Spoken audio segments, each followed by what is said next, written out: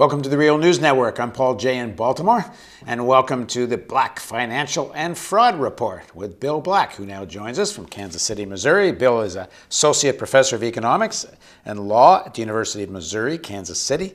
He's a white-collar criminologist, a former financial regulator, and author of the book, The Best Way to Rob a Bank is to Own One. Thanks for joining us again, Bill. Thank you. What do you got for us this week? Well, what we have is one of the successes of the Occupy Wall Street movement. One of the things we know that Occupy Wall Street actually did accomplish was to get the issue of inequality keyed up as a national issue, and that has proven to be important in the political debates. And I'm going to talk about the intersection of inequality with three secret plans that Romney and Ryan have talked about, and why the inequality thing has caused them so much grief.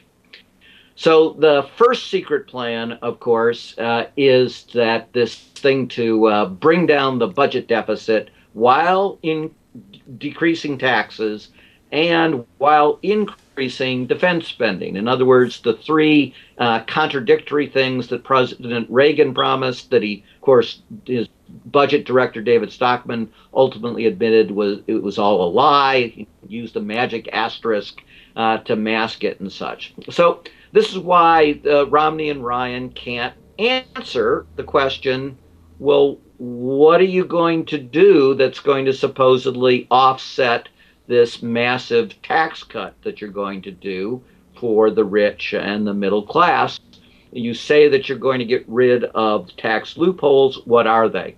And they refuse to answer. And here's the reason they have to refuse to answer. Because A, the math doesn't add up.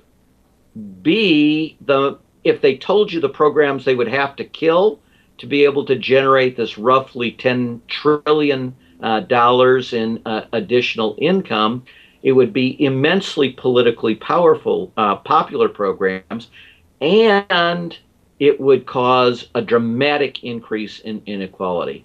So to really go after and get these numbers by killing deductions, you'd have to go, for example, against the earned income tax credit, which is the biggest single thing we have for very low income working class people. These are people who do have jobs, who do make income, but not very much income at all. They're typically very close to and usually minimum these wage. are minimum wage earners with kids and families where the wage simply could never cover the monthly cost. Right. So this is the trap. Romney and Ryan, now because of inequality being raised as a big issue, have to say our program isn't for the rich. We're going to offset any gains that the rich get by tax increases for the rich, and we're not going to do anything that hurts the middle class or the working class. Now, that is impossible to do mathematically, and that's why they've had to come up with this secret plan, and they're starting to get increasing grief about the fact that they refuse to tell us. The classic one was on Fox News, of all things, where Ryan was asked what his secret plan was and said he didn't have time to tell because it involved math. A fairly hilarious answer. Now, the second secret plan is also in Ryan.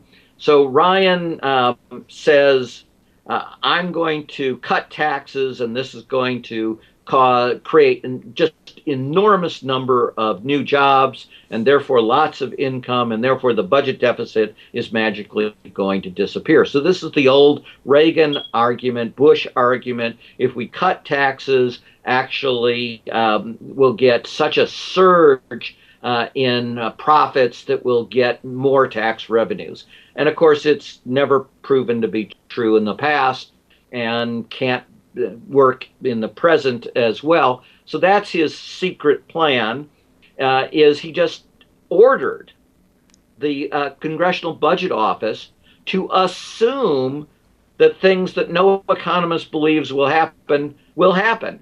If you take that magic income out of his plan, then his proposal to cut public purpose spending means that you have to essentially eliminate all kinds of things, including, for example, Pell Grants. These are the grants for Well, this is higher what he education. promised in the debate. He wouldn't do that.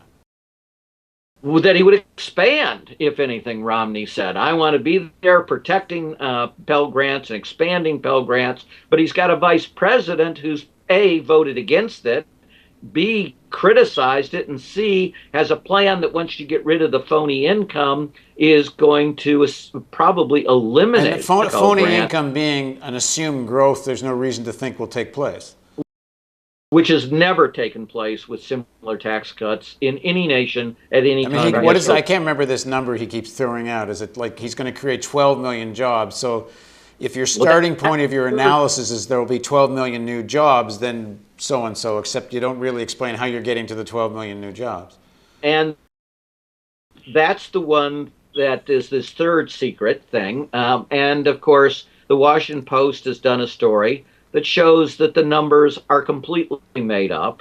One of the Romney economists admitted that the numbers don't work. So, all of these things, as soon as you expose them to the light of day, they go poof because they're all imaginary. And of course, this is what he has to be pushing again because he has to be saying equality, equality, equality. We got to help the lower class. We got to help the working class. We got to get them jobs. He used that phrase in both debates. My big priority is to get them jobs, except that if you remember his 5-point plan, he says, I'm going to balance the budget. I'm going to eliminate the budget deficit. Well, what has Romney said would happen if he were to do that? He was asked elsewhere months ago, but this is in a number of my articles. He says, if you were to do that, eliminate the deficit, it would throw us into recession or depression. So, of course, I'm not going to do that. Now, that is an exact quotation, or at least as close as memory allows. And if maybe I got an article wrong, but that's exactly what he said. So he's promising a plan which he has said would be a disastrous plan that, like Europe, would throw us into a gratuitous recession and increase unemployment dramatically, and saying that that's his plan to cut unemployment. And what are finally the numbers that just came in the New York Times article very recently that showed that in the first year of recovery from the recession, which was taking place under President Obama, of the gains in income, 93% of those gains went to the top 1% in wealth. And we are in the greatest period of inequality measured since the Great Depression. And in terms of wealth as opposed to income, the top 1% now have greater wealth than the bottom 90% of us in America.